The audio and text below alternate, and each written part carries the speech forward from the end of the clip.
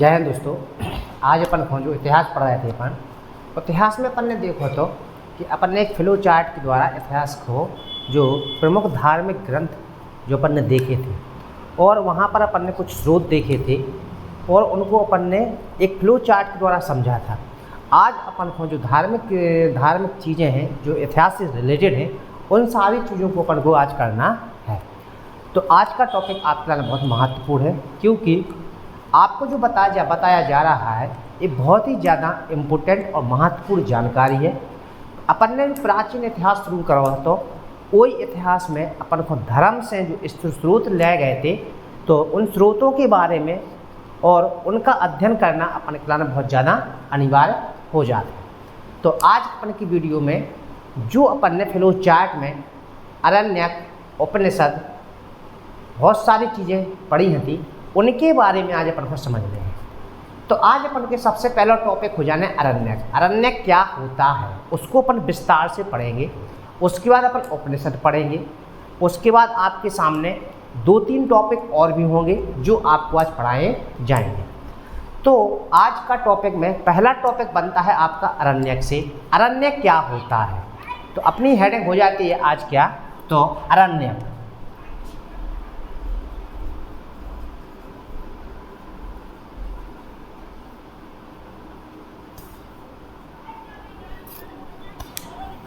अरण्यक क्या होते हैं, अरण्यक का अर्थ क्या होता है। अरण्यक का अर्थ वन अर्थात जंगल। अरण्यक मीन्स क्या होता है, वन अर्थात जंगल, यानी ऐसे ग्रंथ जो जंगल के एकांत वातावरण में लिखे जाते हैं तथा उनका अध्ययन किया जाता है उन्हें अपन अरण्यक बोलते हैं। तो यहाँ से आप डॉट कॉपी लीजिएगा और लिखते चलिएगा। पहला आपका क्वेश्चन बनेगा अरण्यक का अर्थ क्या है।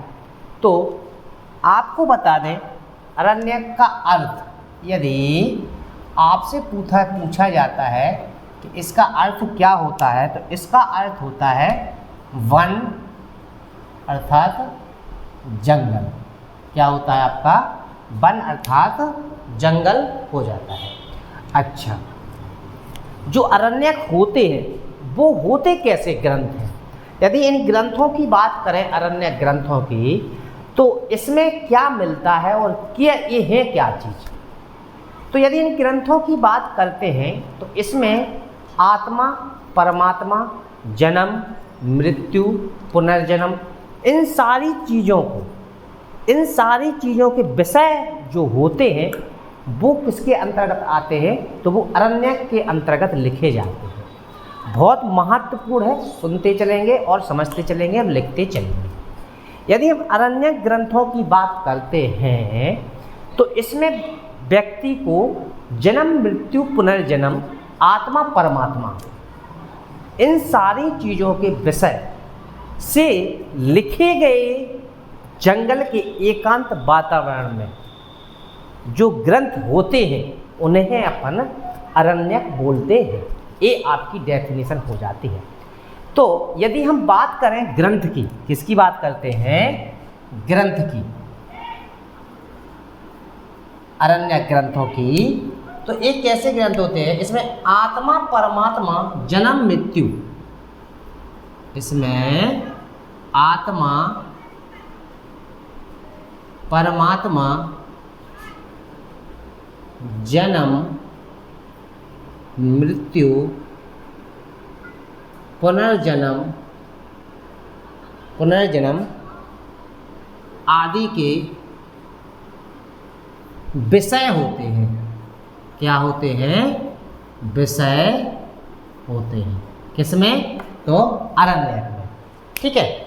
अच्छा, अब दूसरा क्वेश्चन क्या पूछा जाएगा आपसे। यदि आपसे पूछा जाएगा अरण्यक का लेखन कहाँ होता है, तो अरण्यक का लेखन जंगल के शांत वातावरण में और उसका अध्ययन भी वहाँ पर किया जाता है। तो दूसरा आपका लेखन यदि पूछा जाए आपसे कि इसका लेखन कहाँ होता है, तो यदि लेखन की बात करें तो यह है जंगल के एकांत वातावरण में लिखे एवं इनका अध्ययन किया जाता है। क्या किया जाता है इनका? तो जंगल के एकांत वातावरण में वे लिखे जाते हैं और इनका अध्ययन किया जाता है। अच्छा, अब अरण्यक जो होते हैं, एक लास्ट क्वेश्चन याद करके चलना है, एक काम क्या करते हैं? तो आपको पता होना चाहिए जो अरण्यक होता है यह ज्ञान मार्ग और कर्म मार्ग, यानी कि यदि आप कर्म करके ज्ञान की प्राप्ति करते हैं तो इन दोनों के बीच में, ज्ञान मार्ग और कर्म मार्ग के बीच में ये पुल का काम करता है, यानी सेतु का काम करता है। तो एक पॉइंट और याद करके चलना, जो अपना अरण्यक होते हैं वो क्या करते हैं? ये ज्ञान मार्ग तथा कर्म मार्ग के बीच सेतु का काम करते हैं। तो हमने अरण्यक समझ में आ गया हुई है आपको, यानी अपन ने अरण्यक को समझ लो है। तो अरण्यक क्या कहलाते हैं अब आपको पूरा क्लियर हो चुका होगा। और यहाँ से क्वेश्चन जरूर मिलते हैं पेपर में, इसलिए पढ़ते चलेंगे। छोड़ना इसलिए नहीं है क्योंकि मुझे कुछ नहीं छोड़ना है। अगर इतिहास पढ़ेंगे तो अपन को पूरा पढ़ेंगे, डिटेल से पढ़ेंगे, विस्तार से पढ़ेंगे। तो आपको बताएं अरण्यक का अर्थ वन अर्थात जंगल है। एक क्वेश्चन तो यही पूछा जाता है। दूसरा, यदि हम ग्रंथ की बात करते हैं तो अरण्यक एक ऐसे ग्रंथ होते हैं जिसमें आत्मा परमात्मा के बारे में ज्ञान की प्राप्ति होती है, जन्म मृत्यु के बारे में हमें पता चलता है और उनका पुनर्जन्म, जो पुनर्जन्म के बारे में जानकारी मिलती है। तो ये सारी चीज़ों का विषय कौन होता है? तो अरण्यक होते हैं, यानी अरण्यक ऐसे ही विषयों वाले ग्रंथ होते हैं। ठीक है। लेखन यदि पूछा जाता है आपसे कि इनका लेखन जंगलों के एकांत वातावरण में होता है और इनका अध्ययन भी एकांत में ही किया जाता है। ठीक है, ये दोनों क्वेश्चन इंपॉर्टेंट है।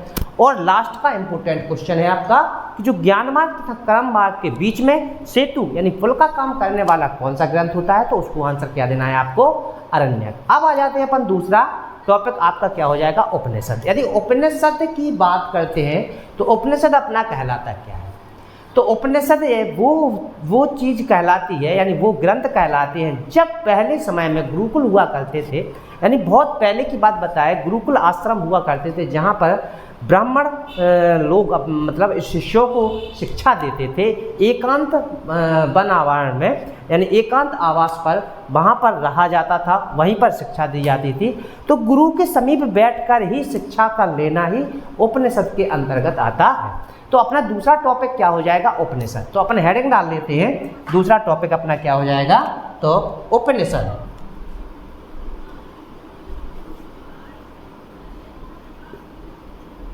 उपनिषद। तो यदि उपनिषद की बात की जाए तो उपनिषद अपना क्या कहलाता है? तो उपनिषद के लिए आपको याद करना है, गुरु के समीप बैठकर, गुरु के समीप बैठकर एकांत में ज्ञान प्राप्त करना, और जो वो ज्ञान प्राप्त करने की चीज लिखी हुई जाती है उनको बोला जाता है क्या? उपनिषद बोलते हैं। उनको क्या बोलते हैं? तो उपनिषद बोलते हैं। यदि बात करें उपनिषद की तो इसमें किसका वर्णन मिलता है? तो इसमें आत्मा का परमात्मा से मिलन, अपन बात बोलते हैं ना कि आत्मा का परमात्मा से मिलन कहाँ पर होगा? तो आत्मा से परमात्मा का मिलन करने के लिए आपको पता होना चाहिए भक्त और भगवान के बीच की जो कड़ी होती है वो सारी चीज़ें आपको उपनिषद में देखने के लिए मिल जाती हैं। ठीक है, तो आपको पता होना चाहिए आत्मा से परमात्मा का मिलन ही आपका उपनिषद के अंतर्गत आता है। तो दूसरा पॉइंट याद करके क्या चल रहा है, इसमें क्या होता है, आत्मा से परमात्मा का दार्शनिक चिंतन होता है। क्या होता है? ये दार्शनिक चिंतन होता है, जिसको हम क्या बोलते हैं? आत्मा का परमात्मा से मिलन किसमें होता है? तो उपनिषद में होता है। अच्छा, तो उपनिषद आपको क्लियर होगा हो ये कि उपनिषद गुरु के समीप बैठकर एकांत में सीखा जाता, ज्ञान प्राप्त किया जाता है। उनको लिखा गया है जिन ग्रंथों में, उनको उपनिषद बोला जाता है। और इसमें हमें जानकारी किसकी मिलती है? इसमें हमें आत्मा से परमात्मा के मिलन के बारे में जानकारी की पता चलता है। ठीक है। यदि बात की जाए उपनिषद की, तो यह पूछा जाता है आप लोगों से कि उपनिषदों की संख्या होती कितनी है, तो आपको आंसर देना है उपनिषदों की संख्या 108 होती है। कितनी होती है? 108 होती है। तो अगला, उपनिषद अपने कितने हैं? उपनिषद यदि पूछा जाए आपसे कि उपनिषद की संख्या कितनी है, तो 108। कितने होते हैं? कितने हैं अपने उपनिषद? 108 होते हैं। अच्छा, अब इसके बाद यदि बात करें उपनिषद की, तो उपनिषद को एक नाम और याद करके चलना है। उपनिषद को वेदांत भी कहा जाता है। वेदांत का मतलब क्या हो जाता है? तो वेदांत का मतलब है वैदिक युग, वैदिक समय का ये अंतिम युग, अंतिम समय में लिखे गए जो उपनिषद थे, उन्हें वेदांत कहा जाता है। क्या कहा जाता है? वेदांत कहा जाता है। तो एक इम्पोर्टेंट पॉइंट और याद करके चलना है कि जो अपने उपनिषद होते हैं, इन्हें क्या कहा जाता है? तो इन्हें वेदांत कहा जाता है। वेदांत कहा जाता है, क्योंकि जो उपनिषद होते हैं यह वैदिक साहित्य का क्या है? यह है वैदिक साहित्य का अंतिम भाग है। इसलिए इन्हें क्या बोला जाता है? वेदांत बोला जाता है। इसीलिए इसे क्या बोला जाता है? तो वेदांत बोला जाता है। किसको बोला जाता है? तो उपनिषद को। तो एक क्वेश्चन अपन को ये याद करके चलना है कि वेदांत के नाम से किसे बोला जाता है? तो उपनिषद को बोला जाता है। अब वेदांतों की संख्या कितनी है? तो 108 तो है। उपनिषद कितने हैं? तो 108 है। तो अपन ने क्या देखा था कि वेदांत किसे कहा जाता है? उपनिषद को ही वेदांत कहा जाता है। ठीक है। अच्छा, वेदांग अलग है, वेदांत उपनिषद को ही बोला जाता है। वेदांग अलग है, जो अपना अगला टॉपिक होने वाला है। यदि बात की जाए उपनिषद की, तो आपको पता होना चाहिए, एक क्वेश्चन पूछ लेते हैं, सत्यमेव जयते। क्या पूछते हैं आपसे? सत्यमेव जयते किस उपनिषद से लिया गया है? तो मुंडको उपनिषद से लिया गया है। तो एक क्वेश्चन और याद करना, ये पेपर में आपसे पूछा जाता है। ठीक है। तो आपसे अगला क्वेश्चन क्या हो जाएगा आपका? सत्यमेव जयते किससे लिया गया है अपना?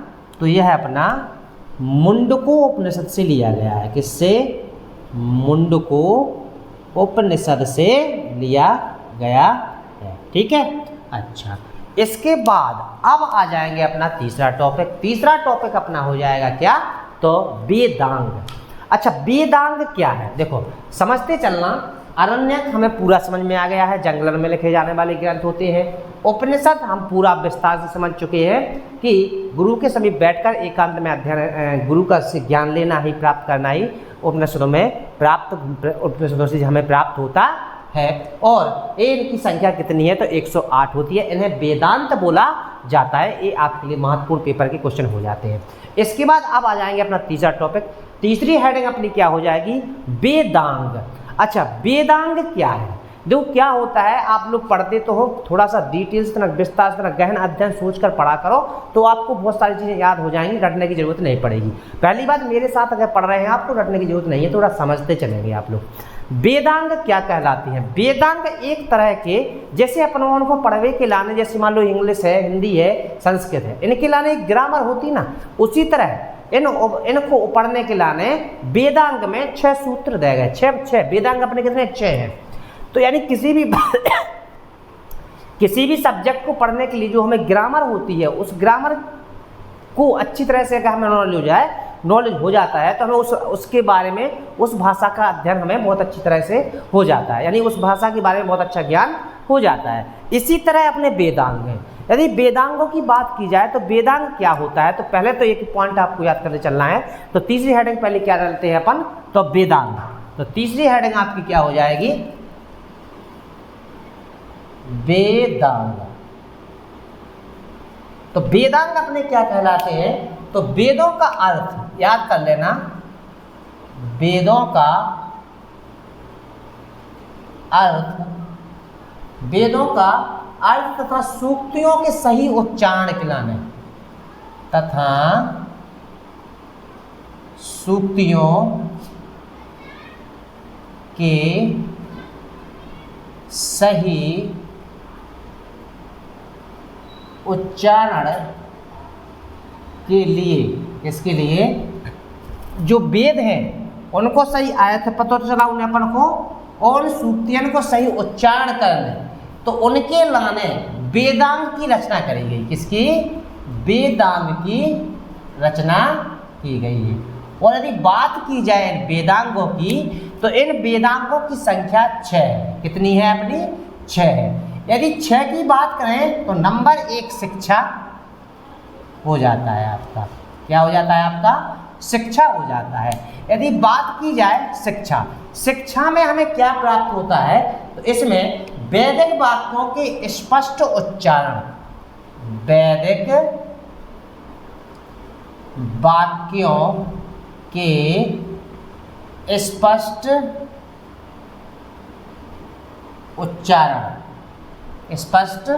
उच्चारण हेतु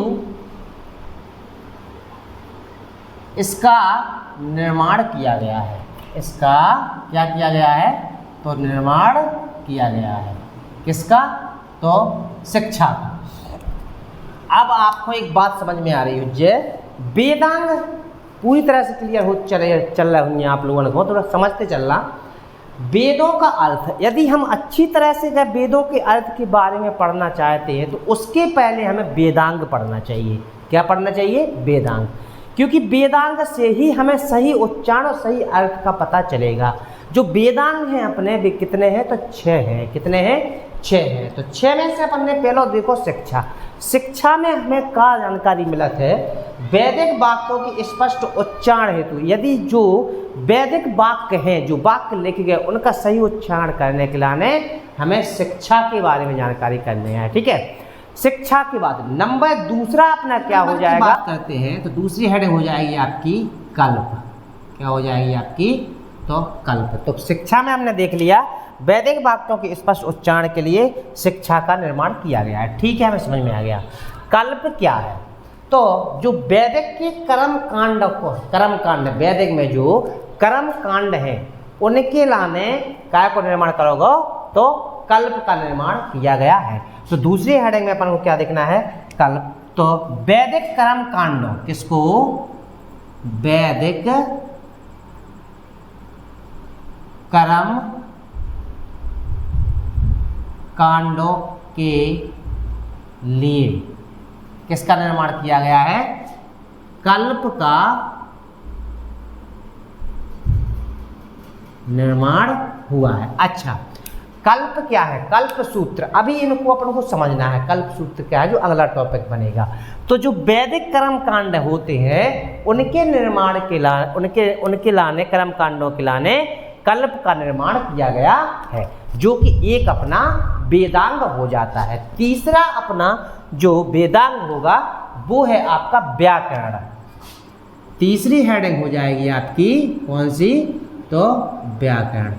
अच्छा, यदि हम व्याकरण की बात करते हैं तो इसमें आपको पता होना चाहिए नामों और धातुओं, किसको, नामों, अर्थात जैसे अपन को पता है ना व्याकरण में संज्ञा, सर्वनाम, धातु, क्रिया, इन सारी चीजों के लाने किसको निर्माण करोगे, तो व्याकरण को। तो इसमें किसका किया गया है, तो इसमें शब्दों को,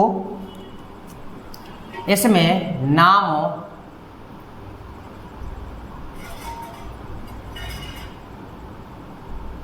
धातुओं,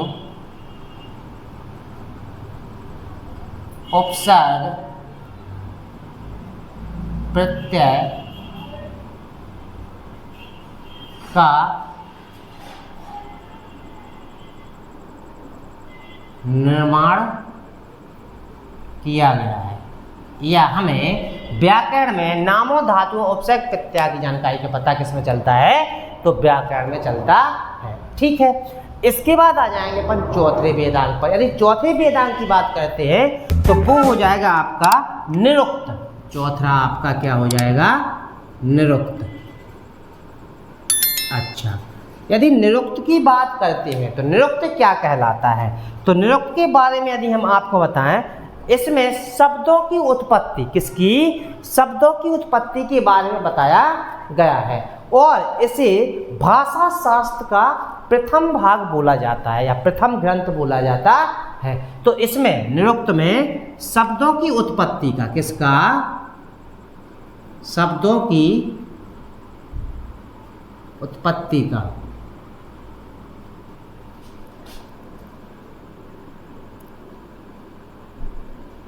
वर्णन है, तथा इसे क्या बोला जाता है, तथा इसे अपन भाषा शास्त्र का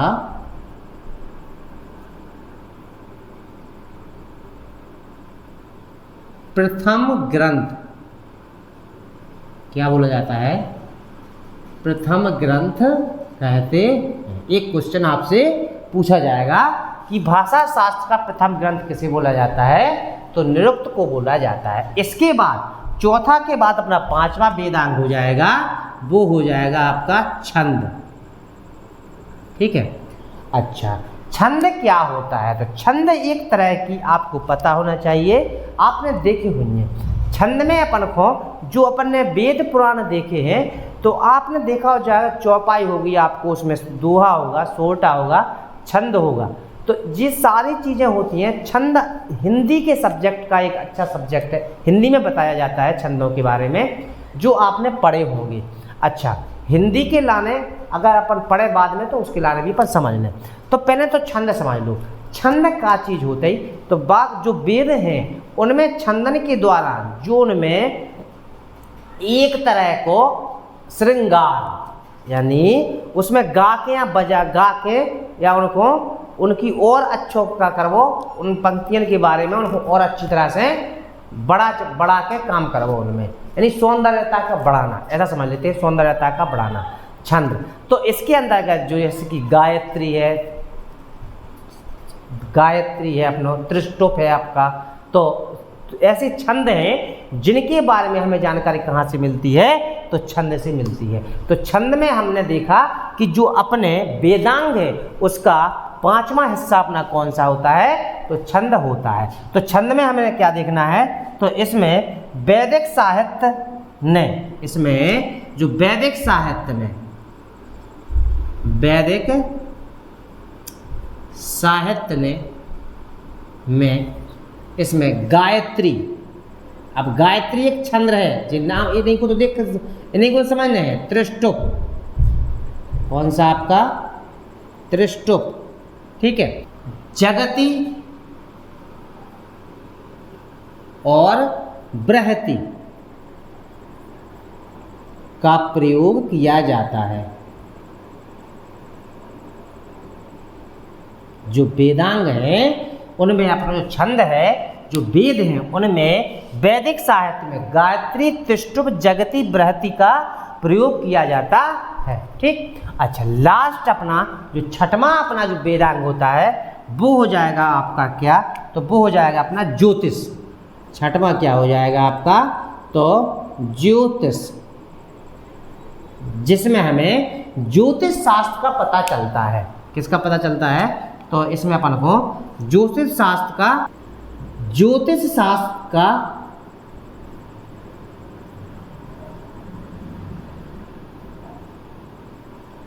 विकास दिखाया गया है। ठीक है, यहाँ पर आपको एक मुनि को नाम याद करके चल रहे हैं, जो आपसे पूछ लें कि जे कौन से शास्त्र से संबंधित है। तो एक मुनि को नाम है अपना लगत मुनि, जिनको जो काय संबंधित हैं, ज्योतिष शास्त्र से अपने संबंधित हो जाते हैं। तो आचार्य लगत मुनि, यदि पूछा जाए आपसे आचार्य लगत मुनि, लगत मुनि किससे संबंधित हैं, तो आपको आंसर का दे देना इको, तो ज्योतिष शास्त्र से। किससे संबंधित है, तो इसका आंसर क्या हो जाए आपको, ज्योतिष शास्त्र से संबंधित हो जाते हैं। तो अपन ने वेदांग भी देख लिया। इसके बाद आ जाएंगे अपन की चौथी हेडिंग, जो कि अंतिम हेडिंग होगी, वो होगी आज आपकी सूत्र। इंपोर्टेंट है, याद करके चलना है। तो चौथी हेडिंग क्या हो जाती है आपकी, तो सूत्र पढ़ना है अपन को चौथे नंबर पर, ठीक है। यदि हम सूत्रों की बात करते हैं तो आपको पहले सूत्र समझना होगा। यदि बात करें तो यज्ञों के नियमों को, यज्ञ जो होते हैं अपने यहाँ, जो अपने यहाँ देखो, धार्मिक यज्ञ अलग होते हैं, घर के कर्मकांड वाले अलग होते हैं, धर्म वाले अलग होते हैं और सुलभ अलग होते हैं। इन सारे चीज़ों के यज्ञ अनुष्ठान जो होते हैं उनके लिए अलग तरीक़ा से सूत्र बनाए गए हैं, जिन्हें कल्प सूत्र बोला जाता है। उन सूत्रों को, यानी उन जो अपन मंत्र बोले जाते हैं वो सूत्रों के रूप में बोले, जो सूत्र होते हैं वो मंत्रों के रूप में उच्चारण किए जाते हैं, जिनको हवन में अपन बोलकर करते हैं, जो ब्राह्मणों के द्वारा कराया जाता है। तो आपको पता होना चाहिए कि जो सूत्र होते हैं, तो आपको पता होना चाहिए जो यज्ञ होते हैं उनमें बोलने वाले, उनके उच्चारण जो मंत्र होते हैं उनको व्यवस्थित करने के लिए उनको कल्प सूत्रों में बांटा गया है। और कल्प सूत्र कितने होते हैं अपने, तो 4 होते हैं। कितने होते हैं, तो 4 होते हैं। तो आपको पता होना चाहिए यज्ञों के नियमों को, किसको, यज्ञों के नियमों को संक्षेप में व्यवस्थित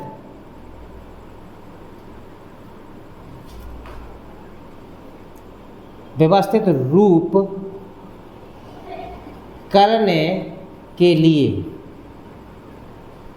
कल्प सूत्र, करने के लिए कल्प सूत्र बने हैं। क्या बने हैं अपने, कल्प सूत्र बने हैं।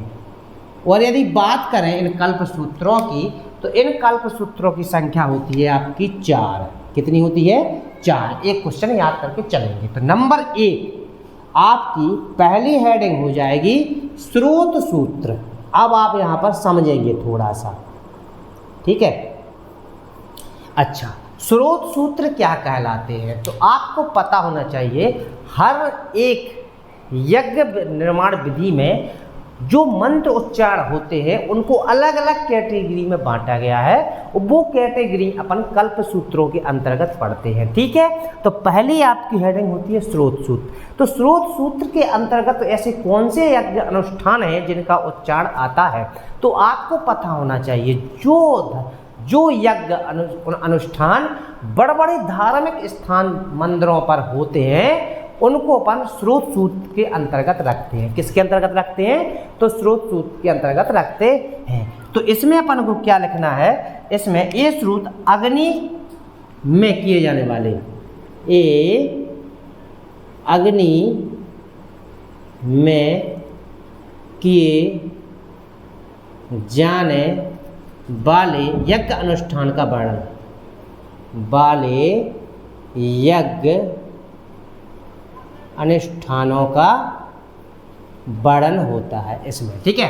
अच्छा, और ये हमने बता दिया अग्नि में अग्नि में किए जाने वाले यज्ञ अनुष्ठानों में इनका वर्णन किया जाता है, किनको, स्रोत सूत्र में। और ये कहाँ पर होते हैं, तो बड़े बड़े यज्ञ होते हैं जब जहाँ पर वो वाले यज्ञ, जहाँ धार्मिक, जैसे अभी अपने यहाँ श्री राम का वो स्थापना हुई ना, तो वहाँ पर जो यज्ञ हुए होंगे बड़े बड़े, तो उनमें अपन के यहाँ कौन से स्रोत मंत्रों का उच्चारण किया गया होगा, तो स्रोत सूत्रों का उच्चारण किया गया होगा। दूसरा आपका कौन सा हो जाता है, तो दूसरा हो जाता है ग्रह सूत्र।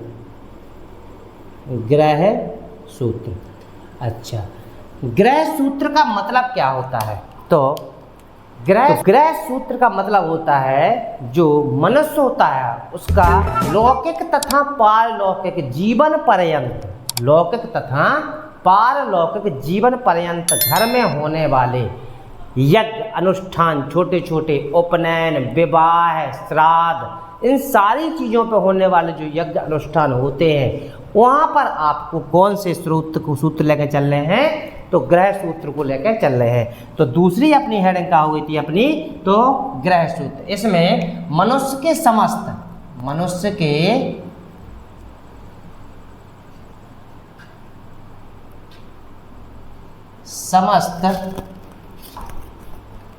लौकिक तथा पारलौकिक,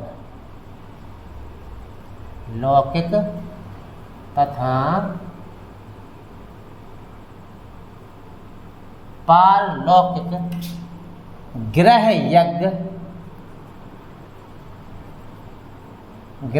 यज्ञ, उपनयन, विवाह, श्राद्ध, संस्कारों में होते हैं। तो ये कहाँ पर होते हैं अपने, तो ग्रह सूत्र के अंतर्गत आते हैं। तीसरी हेडिंग क्या हो जाएगी आपकी, धर्म सूत्र। तीसरी हेडिंग हो जाएगी आपकी धर्म सूत्र। अच्छा, अब धर्म सूत्र के अंतर्गत क्या आता है, तो मनुष्य के चारों वर्ण, जो चारों आश्रम के कर्तव्य की विवेचना, इसमें मनुष्य के चारों कर्तव्यों की विवेचना, चारों कर्तव्यों की विवेचना होती है इसमें। और इसमें धार्मिक, याद करते चलना, इसमें धार्मिक, सामाजिक, राजनीतिक, धार्मिक, सामाजिक, राजनीतिक कर्तव्यों, अधिकारों, कानूनों, अधिकारों, कानूनों का वर्णन होता है, का वर्णन क्या होता है। लास्ट आपकी चौथी हेडिंग हो जाएगी सुलभ सूत्र। सुलभ सूत्र, यदि हम सुलभ सूत्र की बात करते हैं तो इसमें आपको याद करना है वेदी का निर्माण, वेदी का निर्माण, रीति नियम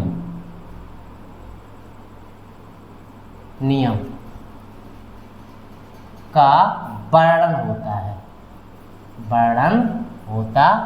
तो किस में होता है आपका, तो सुलभ सूत्र में होता है। तो इस तरह हमने क्या देखला, आज अपन ने 4 टॉपिक करे, एक बार रिवीजन कर लेते हैं, उसके बाद अपन खत्म करते हैं, ठीक है।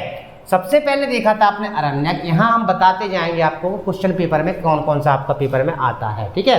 तो अब आपको याद करके चलना है। सबसे पहला क्वेश्चन यही पूछा जाता है कि अरण्यक का मतलब क्या होता है, तो आपको ये दोनों क्वेश्चन याद करके चलना है, ठीक है। ग्रंथ क्या होते हैं, इसमें आत्मा, परमात्मा, जन्म, मृत्यु, पुनर्जन्म आदि के विषय होते हैं। देखो क्या होता है, हिस्ट्री में हमें यही सिखाता है कि हमें जीना कैसे है, हिस्ट्री हमें जीना सिखाती है, इतना याद रखना है। और हमें नॉलेज अगर करना है सही तरीके से अपने जीवन का, अपने पूर्व पीढ़ियों का, तो वो सारी चीज़ें हमें इतिहास से ही मिलती हैं। तो इसलिए हमें बहुत अच्छी तरह से पढ़ना चाहिए। इतिहास एक बहुत अच्छा सब्जेक्ट है जिसको आपको पढ़ना चाहिए। बस डिटेल से पढ़ने आपको तो थोड़ा सा फॉलो करते चलिए, आपको समझ में आ जाएगी, ठीक है।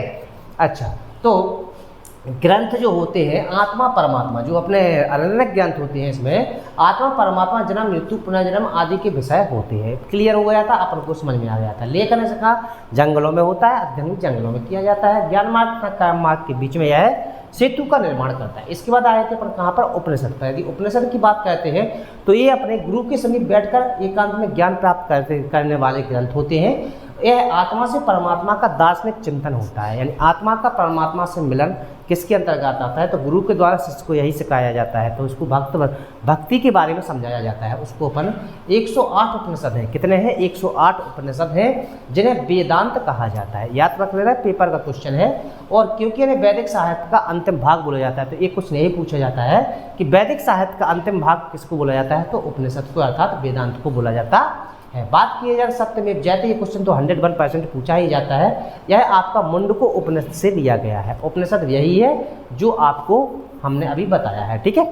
इसके बाद आए थे अपन वेदांग। वेदांग की बात करते हैं तो इनका अर्थ देखो, वेदों का अर्थ यदि आपको समझना है, उनकी श्रुतियों का सही उच्चारण अगर अपन को करना है तो हमें वेदांग पढ़ना पड़ेगा। वेदांग अपने 6 हैं। एक क्वेश्चन यही पूछते हैं वेदांगों की संख्या कितनी है, तो आपको पता होना चाहिए 6 होती है। शिक्षा वैदिक वाक्यों के स्पष्ट उच्चारण हेतु इसका निर्माण किया गया है। जो शिक्षा होता है इसमें जो वैदिक वाक्य होते हैं उनका सही उच्चारण करना हम जानते हैं किसके द्वारा, तो शिक्षा के द्वारा। दूसरा अपन ने क्या देखा था, कल्प। कल्प में वैदिक कर्म कांडों के बारे में हमें जानकारी होती है, यानी कर्म कांड होते हैं उनका निर्माण किया गया है किसके लिए, कल्प का, तो वैदिक कर्म कांडों के लिए, ठीक है। इसके बाद व्याकरण में बात करें तो व्याकरण में तो हमको पता है कि नाम हो जाए, धातु हो जाए, प्रत्यय हो जाए, उपसर्ग हो जाए, इन सारी चीज़ों का पता हमें किसके, इसका निर्माण किसके लिए किया गया है, तो व्याकरण का नाम धातु उपसर्ग प्रत्यय के लिए किया गया है, ठीक है। इसका निरुक्त। निरुक्त एक भाषा शास्त्र शब्दों की उत्पत्ति का पता चलता है इससे, और यह भाषा शास्त्र का प्रथम भाग भी कहलाता है। इम्पोर्टेंट है, प्रथम ग्रंथ किसे बोला जाता है, पेपर में पूछा जाएगा आपसे, तो ये बोला जाता है निरुक्त को। छंद। छंद वैदिक साहित्य में गायत्री, त्रिष्टुप, जगती, बैती, ये सारी चीज़ें आपकी क्या है, तो छंद है। क्या है, तो छंद होती है, और इनको अपन वेदांग के रूप में जानते हैं। तो छंद अपना क्या है, तो वेदांग। इसके बाद ज्योतिष। ज्योतिष शास्त्र। ज्योतिष शास्त्र का वर्णन भी, विकास भी इसमें दिखाया गया है। और आपको एक क्वेश्चन हमने बताया है, आचार्य लगथ मुनि। कौन, लगथ मुनि कौन से ज्योतिष शास्त्र से संबंधित हैं, जो पेपर में पूछा जाता है। इसके बाद आपको सूत्र के बारे में बताया। सूत्र क्या कहलाते हैं आपको पता होना चाहिए। यज्ञों को, नियमों को संक्षेप में व्यवस्थित करने के लिए जो कल्प सूत्र बनाए गए हैं उनको अपन सूत्रों के रूप में समझते हैं। यदि हम बात करते हैं सूत्रों की, तो ये कितने होते हैं अपने, 4 होते हैं। स्रोत सूत्र, अब आप मेरे साथ समझिएगा, समझ में आ जाएगा। स्रोत सूत्र का मतलब क्या होता है, जब आपको पता होना चाहिए एक जगह बैठ के उच्चारण किया जाए, पूरा सब सुन में, सब क्या हो में, सुन में, तो वो सारे मंत्र जो होते हैं, जो बोले जाते हैं, उच्चारण किए जाते हैं, तो ये सारी चीज़ें कहाँ पर होती हैं, जहाँ बड़ा बड़ा धार्मिक स्थान हो वहाँ पर मंत्रों का उच्चारण होता है, बहुत बड़े बहुत विशाल तरीके से, तो वो स्रोत सूत्र कहलाते हैं। दूसरा आपको पता होना चाहिए ग्रह सूत्र। मनुष्यों के लौकिक और पारलौकिक जितने भी जीवन पर्यंत काम होते हैं, लौकिक और पारलौकिक। लौकिक मतलब जीवन रहने वाला लोगों के बीचों बीच, और पारलौकिक मतलब स्वयं से लेकर ईश्वर तक में। तो अपन लोग देखा है अपने कथा, भागवत, जे हवन, वे हवन, उपनयन, विवाह, ये सारी चीज़ें आपकी किसके अंतर्गत आती हैं, तो ग्रह सूत्र के अंतर्गत आती हैं। आपको समझ में आ गया होगा। इसके बाद अपना धर्म सूत्र। धर्म सूत्र का मतलब होता है ये जो अपने 4 कर्तव्य को बनाया गया है। धर्म जो अपने 4 कर्तव्यों की विवेचना होती है, धार्मिक, सामाजिक, राजनीतिक कर्तव्य, अधिकार, कानूनों का वर्णन भी इसमें किया जाता है, ठीक है, किसमें, धर्म सूत्र में। इसके बाद अपना सुलभ सूत्र, वेरी मोस्ट इंपोर्टेंट है कि वेदी के निर्माण की रीति का नियम किसके कौन से सूत्रों में किया गया है, तो सुलभ सूत्रों में किया गया है। इस तरह हमने क्या कर लिया, आज इतिहास का अपन ने एक विस्तार से समझना शुरू कर दिया है। तो आज अपन ने 4 टॉपिक अच्छी तरह से देख लिए, समझ लिए। यदि वीडियो अच्छी लगती है तो लाइक करिए, कमेंट करिए और शेयर करिए। जय हिंद, जय भारत दोस्तों।